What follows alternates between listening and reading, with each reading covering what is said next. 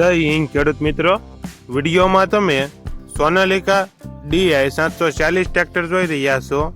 તે વેચવાનું છે. વિડીયોમાં તમે ટ્રેક્ટરની કન્ડિશન જોઈ શકો છો. Engine company fitting, 42 horse power, passing ચાલુ, ગિયર હાઇડ્રોલિક કમ્પ્લેટ, ટાયર 13ના રિમોટ 60%, બેટરી નવી, ટ્રેક્ટરમાં કોઈ પ્રકારનો ફોલ્ટ નથી.